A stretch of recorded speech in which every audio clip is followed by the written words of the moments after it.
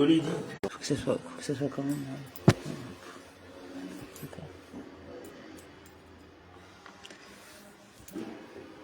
Alors, le Tanya, étude du jour. Alors, 9 Av, 5785, Igeres à Kodesh, chapitre 4.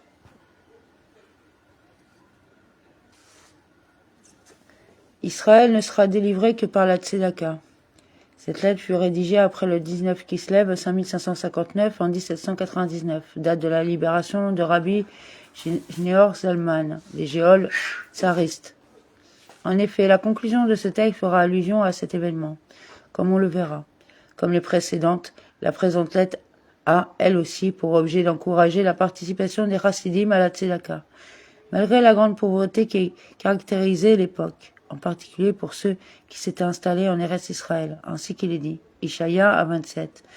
Ce verset conclut la Haftarah du Shabbat Chazon, précédant le 9 Av, le Shabbat au cours duquel est accordé à chacun la vision du troisième temple, selon l'explication de Rabbi Lévi Israq, de Beth Shivev. On y trouve donc le moyen d'obtenir la délivrance et la reconstruction du temple. Celui-ci est, en l'occurrence, le don à la Tzedaka. Et ses captifs par la Tzedaka. Cet enseignement figure dans les traités Shabbat 139a et Sanhedrin 98a. De même, le Rambam explique au début du chapitre 10 de ses lois des dons aux pauvres. Le trône d'Israël conserve la stabilité et la religion véritable se maintient uniquement par la Tzedaka, ainsi qu'il est dit. C'est par la Tzedaka que tu me dresses. Et Israël ne sera délivré que par la Tzedaka, ainsi qu'il est dit. Et ses captifs par la Tzedaka. Il est écrit que la justice conduit devant lui. Tehillim 85-14. Dans ce verset, la justice Tzedek désigne la Tzedaka, qui fait l'objet de notre propos. Rabbi Shneor Zalman fait remarquer que le verbe marcher reçoit la forme grammaticale qui permet de le lire faire marcher, c'est-à-dire conduire, alors que selon son sens simple, ce verset aurait dû être la justice marche devant lui. Or, il aurait fallu dire marche. En fait, l'explication réside dans le verset de toi, mon cœur dit, recherchez ma face. Tehillim 27.8. La nécessité de rechercher la face de Dieu permet d'établir que celle-ci n'apparaît pas à l'évidence. En outre, dans ce verset, c'est le cœur qui parle, de sorte que ma face peut être ici celle du cœur. En ce sens, il nous faut comprendre pourquoi le cœur demande de rechercher sa face, ce qui veut dire rechercher la dimension profonde du cœur. Ainsi, la face du cœur et sa dimension profonde est une relation établie de la sorte entre panim, la face de piniut, la profondeur. De même, le Rambam écrit dans les lois des fondements de la Torah, chapitre 1, paragraphe 10, que recherchait Moshe quand il dit « Montre-moi ton honneur ». Il voulait connaître l'existence véritable du Saint béni soit-il jusqu'à la savoir en son cœur. Comme c'est le cas pour un homme dont on a vu la face et dont l'image est restée gravée en son cœur, ce qui permet de le distinguer de toutes les autres personnes. De même, Moshe, notre maître, voulut distinguer en son cœur l'existence du Saint béni soit-il de toutes les autres formes d'existence, jusqu'à l'apercevoir réellement telle qu'elle est. Le Saint béni soit-il lui répondit que l'esprit d'un homme vivant, constitué d'un corps et d'une âme, ne peut pas accéder véritablement et pleinement à une telle perception. Toutefois, le Saint béni soit-il lui fit connaître ce que nul ne savait avant, lui, et que nul n'a su après lui. En effet, il perçut l'existence véritable du Saint béni soit-il, ce qui le distinguait dans son esprit, de tous les autres êtres créés comme un homme que l'on voit de dos. On observe alors tout son corps, ses vêtements, ce qui le distingue des autres. C'est à cela que le verset fait allusion quand il dit « Tu verras derrière moi, mais ma face ne sera pas vue ». La face de Dieu, sa dimension profonde, est donc directement liée à la face du cœur, son intériorité. En effet, la flamme, fondement du feu divin, animant le cœur, ou bien selon une autre version, le cœur. Les deux versions correspondent à l'anagramme d'un même terme. En effet, la Hav, la flamme, est l'anagramme de Alev, le cœur. Concernant la notion proprement dit qui est introduite ici, on verra le chapitre 3 de la première partie du Tanya. En l'occurrence, on peut penser que la première version se réfère au cerveau de l'âme divine, à son intellect et à son approche rationnelle, alors que la seconde se rapporte au cœur, à son émotion et à son approche sentimentale. Néanmoins, les deux versions restent convergentes, car l'émotion est systématiquement le produit de l'intellect, de sorte que les deux dimensions sont intimement liées. soit le fondement du feu divin animant le cœur, présente deux aspects, une partie superficielle et une autre profonde. La partie superficielle du cœur est la flamme mise en éveil par la compréhension, Bina, et par la connaissance, date de la grandeur de Dieu, le Saint béni soit-il, en méditant à sa grandeur et en faisant émerger de cette réflexion un amour intense comme les flammes du feu. Selon le verset Shira Shirim 8-6, ces traits sont des traits de feu, une flamme divine. Cette méditation, aussi intense qu'elle puisse être, conserve une portée limitée en fonction des moyens intellectuels que l'homme possède et de sa capacité de mettre en éveil son émotion à partir de sa réflexion. C'est pour cela que cette première forme d'amour de Dieu, selon une approche rationnelle, implique uniquement la partie superficielle du cœur.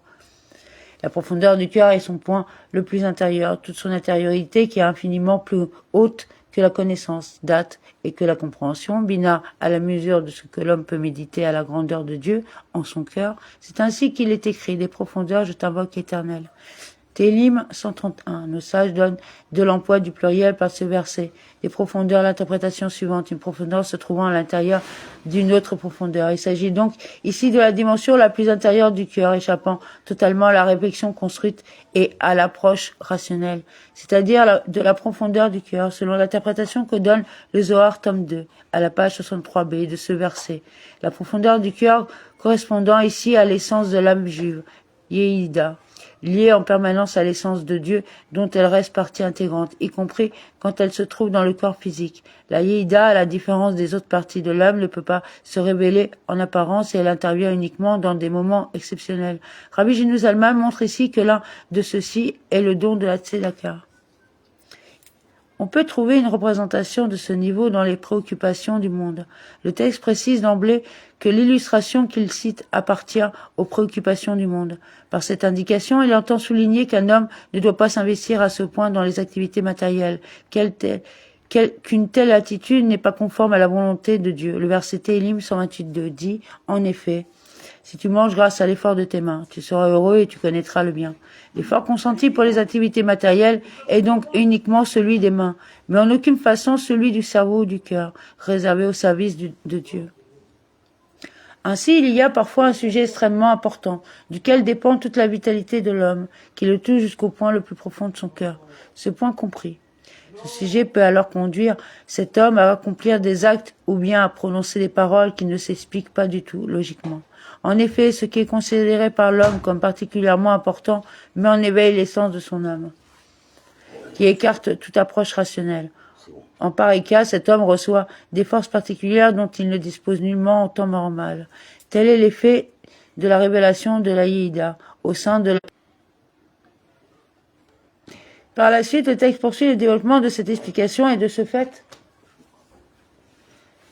dans d'autres éditions, cette parenthèse est refermée plus loin, à la fin du paragraphe suivant, en chaque âme juive, Nefesh, bien plus dans l'édition de Clove, publiée en 5574, 1814. Le texte ne comporte pas du tout de parenthèse. Et de l'impureté face au bien et à la sainteté. Il en résulte que tout ce qui existe dans l'environnement profane a son équivalent dans le domaine de la sainteté. En l'occurrence, cette attitude d'investissement profond en les préoccupations du monde a bien son pendant dans le service de Dieu. Un homme est donc en permanence confronté à une alternative. Il peut absorber la dimension profonde de son cœur en un domaine ou en un autre. Et il en est strictement de même pour le service de Dieu du cœur. De façon générale, cette expression désigne la prière, de laquelle il sera question dans la suite de ce chapitre. Ici, en revanche, elle reçoit une formulation plus générale, comme le contexte permet de l'établir, et elle désigne la forme du service de Dieu impliquant la dimension profonde du cœur, que Rabbi Genu Zalman tente d'analyser ici. En effet, le niveau et le point profond du cœur transcendent la connaissance, date, qui se répand dans les traits de caractère, produit des forces de l'intellect, Rabad, soit Chokma, Bina et date, comme on le sait. On a vu en effet que les émotions sont les produits du sentiment, comme l'expliquait notamment la fin du chapitre 3 de la première partie du Tanya. Rabbi Genu Zalman note donc ici que la dimension profonde du cœur suscite une adhésion si profonde qu'elle transcende tout processus intellectuel et donc également les sentiments qui en résultent. Ce niveau n'est qu'un reflet de l'Arma supérieure, dépassant Bina et Date. Ainsi, la dimension profonde du cœur est l'émanation de l'Arma supérieure, profondément liée à l'insof, trop élevé pour permettre à la compréhension laquelle apparaît. Ah, voilà. Excusez-nous, hein. Ah ouais. Donc j'en étais où? On a vu en effet que les émotions sont les produits du sentiment, comme l'expliquait notamment la fin du chapitre 3 de la première partie du Tanya. Rabbi Jenuz Zalman note donc ici que la dimension profonde du cœur suscite une adhésion aussi profonde qu'elle...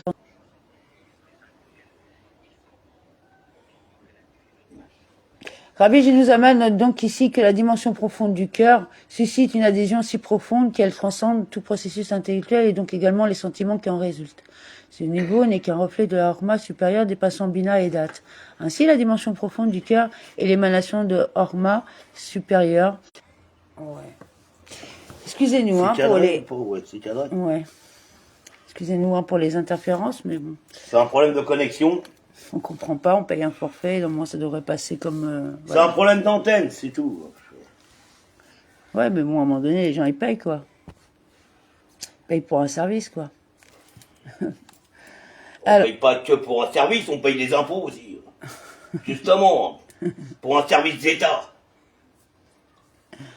C'est-à-dire que l'État a l'obligation de faire le service pour lequel il encaisse les sous, quand même.